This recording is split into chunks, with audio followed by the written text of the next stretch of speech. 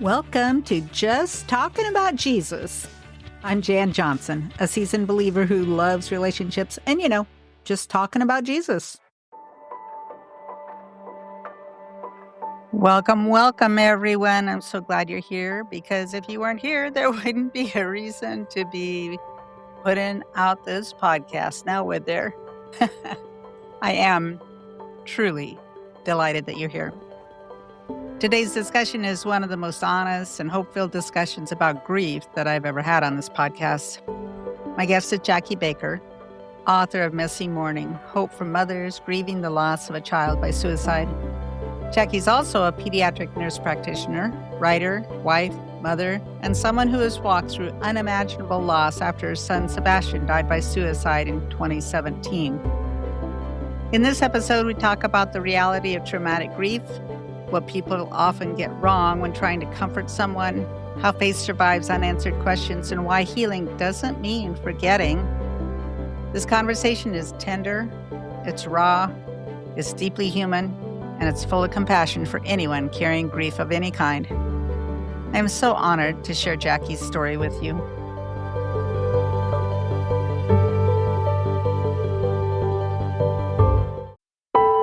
I want people to see from the book. Give them tools about how to survive the holidays, how to survive the first anniversary, the first Mother's Day, and that it's okay to lament and mourn. Because our culture in the United States, we're not very good at allowing people to mourn the way we want to mourn. There's like some unspoken thing that you should be like, you're year one, you should be done, and why are you still crying? It's like, if you haven't been through it, you can't, you don't know. Hey, everybody. I am delighted to have my friend Jackie Baker here. Hi, Jackie. Hello, Jan. Nice to see you again. Jackie's been on two other of my episodes before. We talked once about her son's death by suicide on one of them, and then we had another one where we talked about adoption and her story with adoption. And so this time, she has a book out. We're so excited about that. So it's pretty exciting that you just published your book. And, when I first met you, you were just talking about writing it. Mm-hmm. I know someone told me like 5% of people that say they're going to write a book. And I'm like, okay, I did that. I know.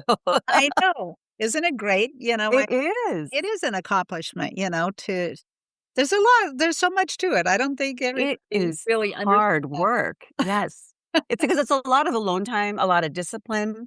There's no one telling you you're working 8 to 5. You have to schedule your writing time and, your editing time and all your other time. But yes, it's a lot of work, but a lot of fun. It's so different from being a nurse practitioner. So I learned a lot of different things. Yeah. You could write another book just on nurse practitioner stories. Yes. Oh, I have a lot. Right. So, part of it is painful because you have to dredge up your own story from the past. And when you're doing a memoir, in a sense, it's got some memoir in it, because of the story. But let's start with that. Tell us about your story.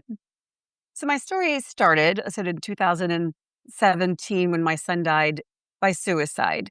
He'd been struggling with mental health issues probably like 4 or 5 years beforehand.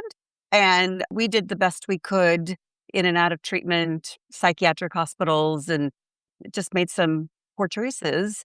And at the end, I think I always said his brain just couldn't help. His brain was like his worst enemy. And so in 2017, in September, we got a knock on the door, and it was the police telling us that Sebastian had died. And that started this journey that has finally led to this book. But over the and now it's coming on 9 years this year. And so since that time, I've learned a lot about grief.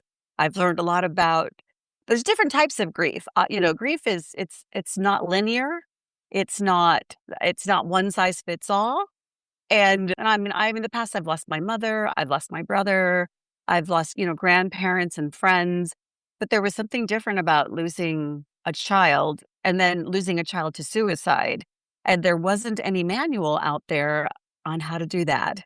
And so that's why I started writing things that I wish people would have told me, or maybe they did tell me, and I've written that as well, and put those things like what worked, what didn't work, what I found helpful. And so I wanted it to put it in a place like as a handbook or a guide for other moms that unfortunately are going to be in a similar situation as myself. Mhm. Yeah. Yeah, so much. And as you think through all of those types of things, it is different. Hmm. I mean, it is way different than just losing a family member. Right. And I was comparing, it's like if somebody lost a child to cancer, one, you usually know it's coming and everybody is gathering around the child and what a brave person they are. They fought the good fight, right? And then there's something about when they pass away, they've done well. They're this like they fought that journey. And then if I found if somebody died by a car accident, because that happens a lot with young people, it was like, oh, a tragic life lost, and that's wow, he was young. And then I found with suicide, people are like, oh, you know, it's silence because Yeah. it's like, what do you say to something? And I found people didn't know what to say, and I didn't know how to respond. Yeah. Well, because there's been a stigma about it, you know? Yes. It's like, whose fault was that? Right. You We know, heard that. part of Yeah. that is whose fault was it? Was it your fault? Maybe Mm-hmm. you didn't raise him right, or you didn't do the right thing or something, Mm-hmm. or why couldn't you stop him, or why couldn't, like there was Right. some way that that could have been prevented. Mhm. Oh, yeah. We went through all that. It's funny because my husband and I, we talked about that. There's in my chapter, one of the chapters is called The Laments of the If Onlys. And, if only I had done this. If my husband was like, was I too hard on him? Was I not hard enough? Did I not say the right things? Did I, you want, if only I had let him come home. If only I had, and I found you just can't go there because one, you can't change the outcome has already happened. And so you can just spin and spin and spin. And I've learned you have to let go of the what ifs. And because it's just not helpful at all. Yeah. Mhm. Yeah. And what are Mhm. things that you wish people had said to you? I think it's funny. My girlfriend and I, who had lost a child and a husband in an accident, we would say, we're going to write a book about stupid things people tell you that you wish they wouldn't have Right? said. And what I have found is pr being present with me is so helpful and not saying anything. Sometimes just being there is enough, and just at that time, allowing me to talk or not talk. I think most I just wanted to talk about Sebastian, Yeah. you know, and and and say, because he's more than just a statistic. He's more than just what he did. Right? And so I think that was one of the things that I wish people would allow us to say, because no one wants to bring him up. Mm. A lot of people didn't want to, because they were afraid they were gonna hurt me. They were afraid and I'm like, "Yeah, it is gonna hurt, but it's okay," you know? So I think that was one of the big things. Yeah, it was I wish. And then people, yeah, don't have to say anything because I feel like they have to say something. And I think saying, "I don't know what to say," is probably, like, the best thing you can say, or, "I'm praying for you," and then please pray. I think that's the big thing, because you need so much prayer during this time. But yeah, because I remember once, someone mentioned to me, "Oh, the divorce rate's really high for parents that die by suicide." And it was really recent, and I was just thinking, Why are you saying that to me?" And a well-meaning friend who probably didn't know what to say, but that came out, and I was just like, "Oh, thank you." And so I wrote a chapter about why suicide does not have to be the end of a marriage for a couple too, because the statistics are no different than any other, type of loss or trauma. So, Yeah. Yeah. Oh my gosh. I remember when my husband had his brain tumor and they're just saying, well, you're just not praying hard enough. oh yes, Like, oh, hmm really? So how does that work? How does hmm it work? We're pulling the puppet strings or we're doing what? right. 'Cause we're not God. Yeah. Is there some trick to the way I'm saying my prayers or is there, hmm like, some mantra, a formula. There isn't any. No. Yeah. no, absolutely. And it's like Job. Job never knew why. We know because we've got the scripture. But Job never knew why he went through the suffering he went through. And he had to be content with God saying, I'm God, you're not. Did you create this? Did you make this? Like, no, no. And that's actually really fun. I was like, oh yeah, yeah. I don't know why. And I probably will never know this side of heaven. And they're like, okay, but you're in control. You're God. I'm not. So Yeah. it's Yeah. it is that easy. It's just hard. Granted, no, Mm, it's not something that happens overnight. yeah. It's a process. Grieving is Hmm. a process. It takes you through so many layers of things that I mean, just Hmm. the normal things, Yeah. angry or being mad or being, the what ifs or the whys or Hmm. the sorrow or The even anger. Yeah. or resentment or All that. Oh, all of it, you know. yes. And you have to go through it. You can't avoid it. Mhm. And that's one thing I learned is like, you just have to walk through. That's why they, when talk about the walking through the valley of the shadow of death, it's like, but I will fear no evil. Cause your rod and your staff, they carry you. And you're just like, okay. I used to tell people I'm in this dark tunnel.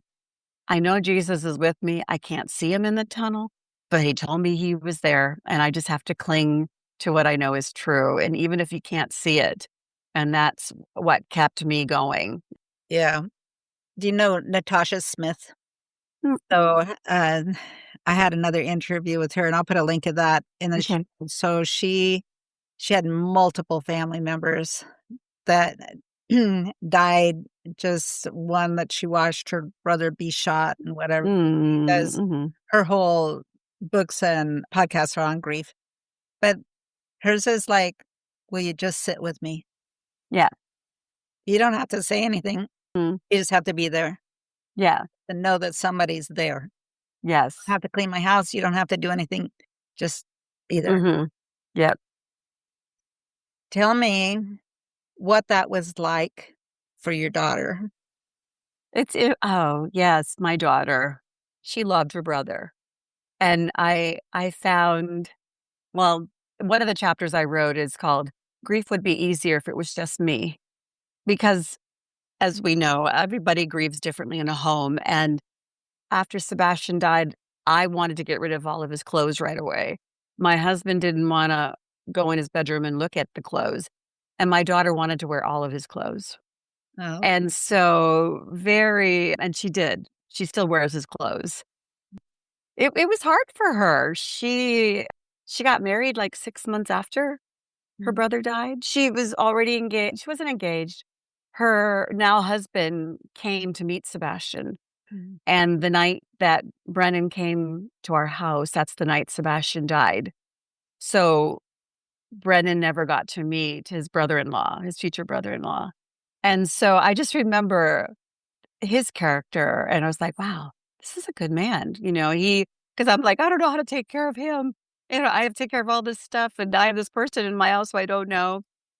But the way my daughter, dealt with it, I mean, she did get married, in 6 months, and I know a lot of that well, it's 'cause she loved Brennan, but a right. lot of it because she was missing her brother, and this was a way, I think, to help with that, and she knows, we talked about it, because I was like, I asked her not to get married.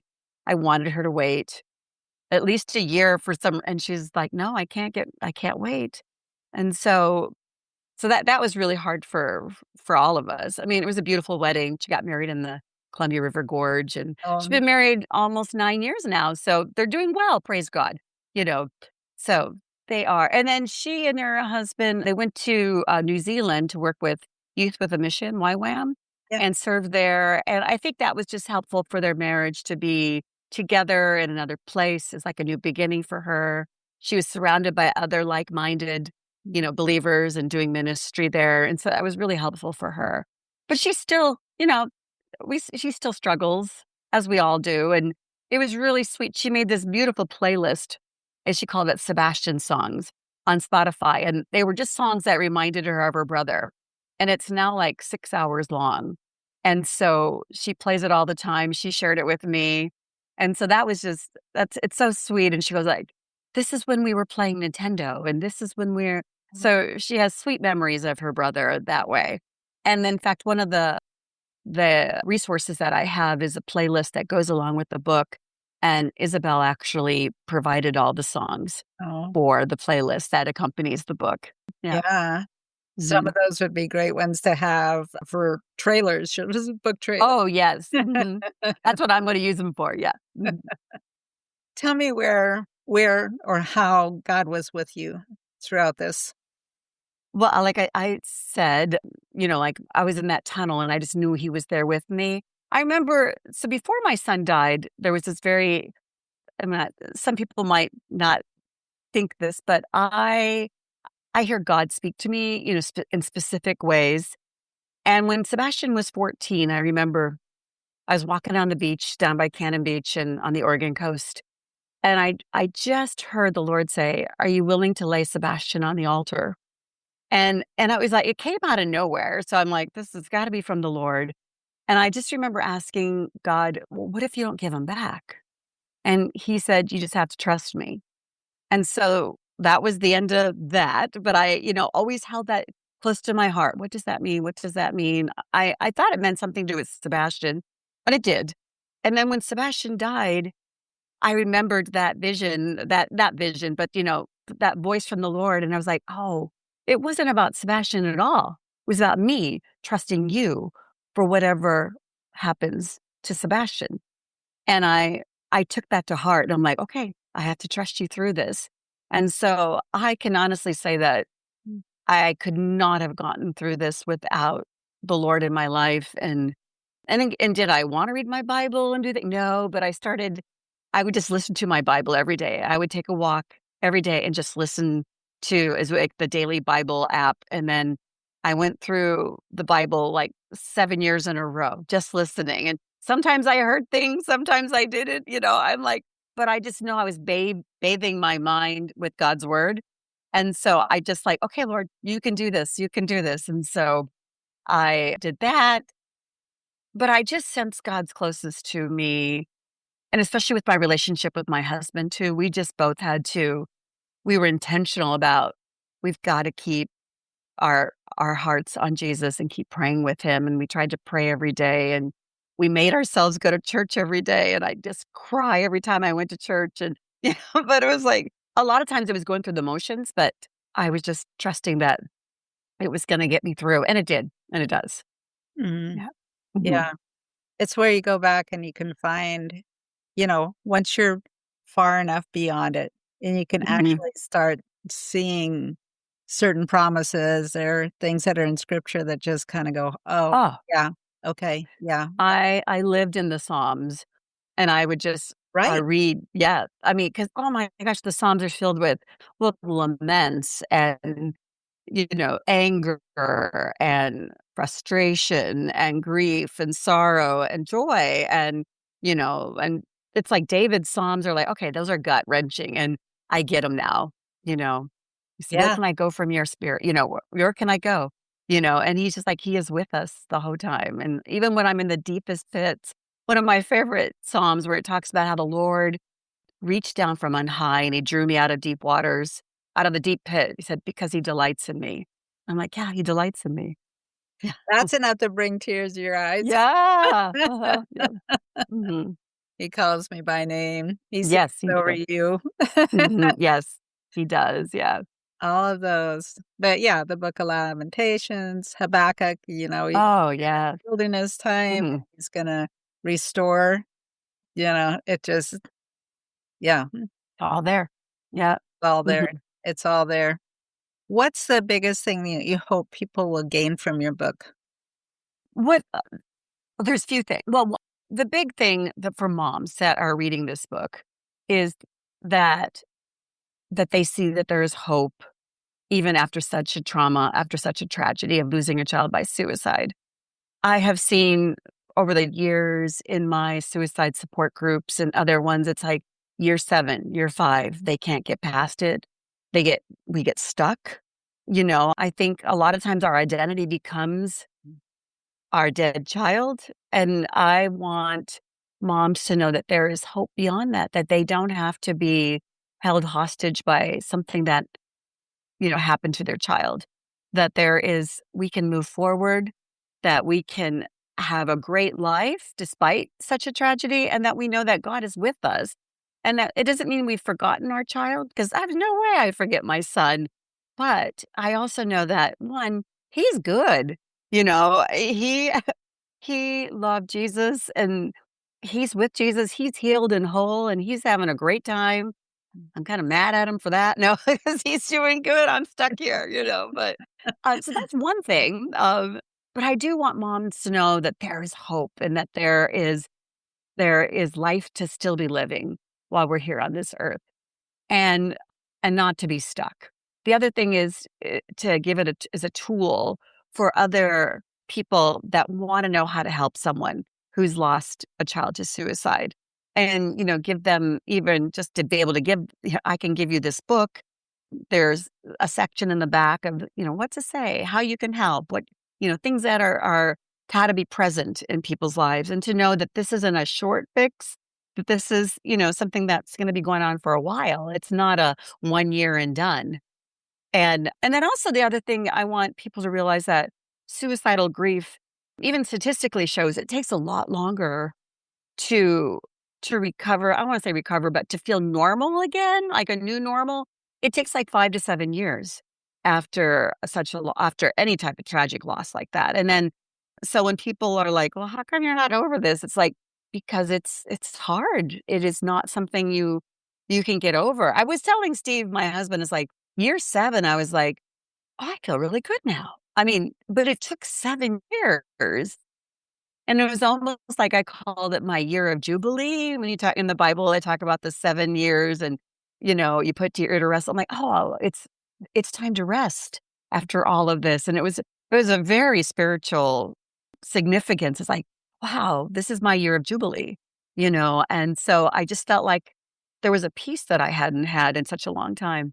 And I just think because it does take so long, and I still miss my son on all the holidays. And I mean, right now I miss my son during World Cup, because he's a big soccer fan, and I'm like, I can't talk to Sebastian about this. But it's, you know, you live and live. But yeah, so I think those are the key things, what I want people to see from the book. Give them tools about how to survive the holidays, how to survive the first anniversary, the first Mother's Day, and that it's okay to lament and mourn. Because our culture in the United States, we're not very good at allowing people to mourn the way we want to mourn. There's like some unspoken thing that you should be like, your year 1, you should be done, and why are you still crying? It's like, if you haven't been through it, you can't, you Yeah. don't know. Yeah. There's no timeline for grief. No. Mm-mm. Everyone has their own timeline, and it doesn't matter. Yeah. Yeah.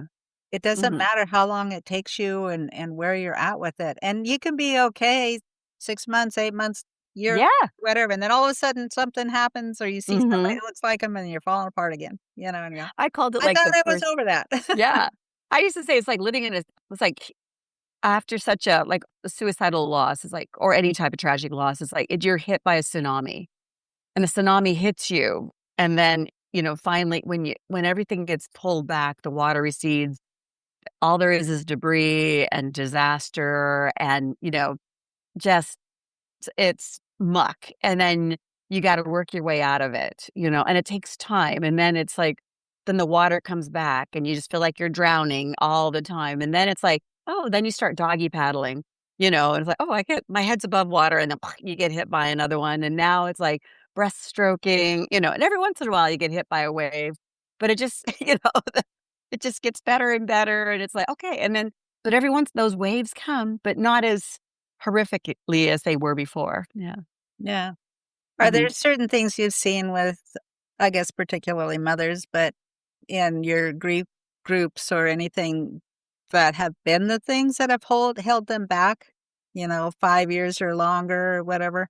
Is it an identity? Is it a guilt? Is it what kind of things is there a pattern to things, I'm asking? Yeah, well, what I have seen, a lot of it is, I think there's a fear of moving on, and if I don't remember my son for him, nobody else will. And it's almost, I see that a lot. I also see it does become our identity. Our dead child is our identity. It's who we are. I'm a mother of a child who died by suicide. And there is something about that because you do get sympathy, you do get, there is that. But I also think it stunts us from moving forward from what God has for us. So I do see that. I have seen that. And like, I'm a grief share leader. And so seeing people getting stuck or just afraid, it's afraid to know if I let go, what's going to happen? What's the worst thing that's going to happen? And we find when you let go, you're okay because God has us, you know, and it's hard to let go and to let God. There is something to be said by that, right? The letting go and letting God and realizing I'm not in control. I never was in control. And a lot of it is, letting go of that control and that the stubbornness, the pride, it's all there, Yeah. And Mhm. I think like you kind of alluded to, there's different voices that tell us who and how we're supposed to be. Right. Like Yes. even as a mother, how was I supposed to, I should have, been this kind Mhm. of mom and or, whatever it is. But you hear these voices that are really lies, you know, Right. that are trying to define you or to tell you what direction you're supposed to be going in and what, Right. you know. Mhm. Yeah.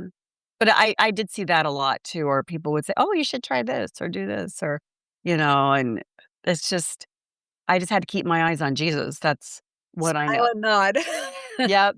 And a lot of times it was there's that term about faking it till you make it. That is so true too. Sometimes you just go through the motions of the day. I mean, I got up. I exercised every day. Did I want to? No. I read my Bible or listened to my Bible. I did all those things. Oh, yeah. I couldn't do it. I mean, I couldn't do it on my own. I had to do it with Jesus only. Yeah. Yeah, for sure. Uh, wow. Where can people find your book? Well, right now, 2 places. Well, if you go on my website, JackieMBaker.com, there's a link that'll give you, you can click the link and then it'll get you to to Amazon. And then there's hardback, Kindle, and softcover there. If you order from my website, if you go, I do have some companion pieces that come along with the book. So if you order the book and you send me an email, there's a little link that says, "Hey, I ordered the book."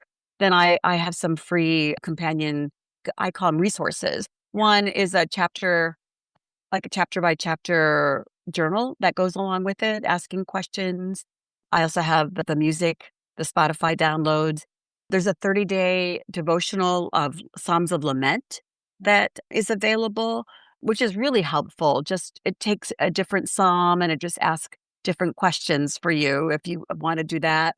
And then I also have a handout for like a one pager. It's like how you can help and what can hurt. And it's like a mom can give it to somebody and say, "This is what I need." And so it just gives her that.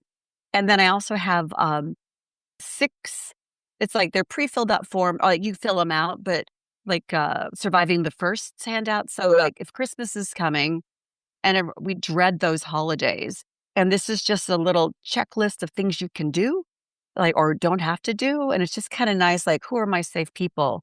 Who can, how can I plan? How do I want to spend this day?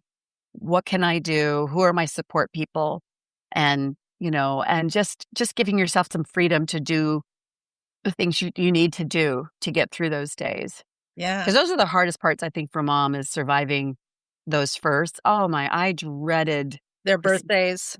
Oh yes, birthday. I was even surprised July 4th was hard because I'm like, oh, I could get through July 4th, and I'm like, oh my gosh, I couldn't, without. Yeah, it was hard too. It's like little Halloween. Who knew, right? But there's so many memories in that, and depending on what your traditions are, and but it's just a helpful guideline. I always say you just need to make plans, even though we don't want to, but somebody needs to make a plan to help you get through that. Otherwise, it's just, it just makes it harder, I think. Yeah. Yeah. And what I've discovered too is the anticipation of the day is actually more difficult than the day itself. Mhm. It's like riding a roller coaster when you're waiting in line and you're anticipating, and then you're like, the closer you get, the more anxious you get. And then when you get on the ride and you're like, oh, that wasn't so bad. You know, it's kind of like a, you know, Have you have you created like something special that you do on the anniversary of his death? We do, yes. So I'm a planner, and what I needed to do something on the anniversary. I couldn't be home. I had to be away from home, and so our first year we went to Disneyland. We went to the happiest place on earth. And then, yeah, we were fine until we saw the little Jedis in training, and we just burst out crying because my son loved Star Wars. And so, but, we're in Disneyland, so we cried and we had a it was great. And so then every year after that, we've gone to New Zealand, we've gone to Glacier, we've gone to London, we've gone to this year we're going to Tombstone, Arizona to go to a cowboy town on the anniversary. So now it's become like a tradition. We just know in September we're going to go travel. And so what became dreadful has now become a lot of fun. And my daughter I always want to make sure that, hey, do you want to be together? And we're always together on the anniversary. So wherever we are, whoever can't come, we go to them. So it works out really great. Yeah. I'm glad we can do that. Yeah, yeah, because I think that's a way to preserve, you know, Yes. that And time we was talk and special and laugh and mhm, cry. The stories are sweeter now. mhm, I think the early days, it was hard to see past what Sebastian had done. And and then now it's like, oh, remember who he was. mhm. And it's more sweet. Yeah. Yeah, Mhm. yeah. So if someone found you on your Substack, what do you have to share on your Substack? On my Substack right now, I'm writing about grief. A lot of the essays, parts of them are in the book as well, so if they want a preview. But mostly I write, about grief and loss and identity. My most recent article was I just found out my father had died 2 years ago. So I was estranged from my father. And but what that grief was like, I'm just like, nobody told me. And so I wrote, it's called An Obituary for an Absent Father. So I write about different types of grief and, but just stories. I'm a storyteller. I love to tell stories and that people I think can resonate with. And, I always say I write about hard things. I wish I could write about fun things, but I tend to write about, and that's okay. I'm like, all right. But there's funny things in those stories too. Yeah, So, yeah, they're yeah. very real. They're very me. Uh, this has just been a blessing to spend time with you, Jackie, and Yeah. I'll be happy to get all those links in the show notes for that, and yeah, and I'll put the links to your other episodes in there Oh, so yeah, if you please wanna go do. back and Yeah. find the rest Mhm. of the stories. I know. I'm getting ready to post a Substack about, the World Cup and grief, about missing my boy during the World Cup and wishing I could talk to him about Germany being a bully and who is doing, what. But I'm like, yeah, even 9 years later, it's like, "Okay, all right, Lord," still writing about the grief story. It's more precious and fun now, if that makes sense. So, you know And well, you can laugh now. oh, totally can laugh about it. Yeah. Whereas before we couldn't laugh, and now it's like, "Okay, we can laugh. Other people won't get it, but that's okay." You know? That's okay. Oh, thank you so much. Thank you. It's always a pleasure. Yeah. Okay. Thank you, everyone, so much for joining us for this conversation with Jackie Baker. Maybe there's someone in your life that needs to hear this message. If so, please share it.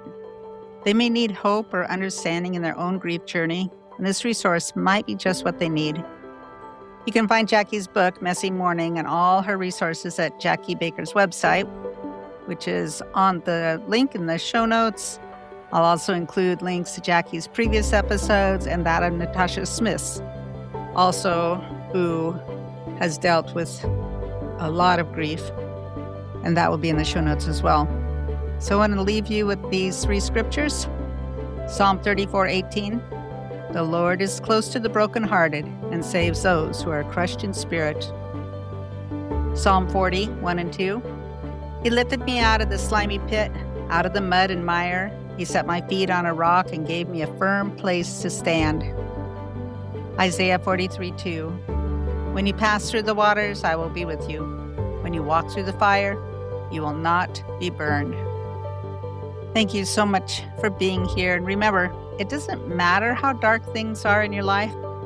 There's a God who loves you. He loves you. I would urge you to say that out loud. He loves me. Look in the mirror and say it. Write it down. Let this truth make its way deep into your heart. And until next time, keep holding on to Jesus.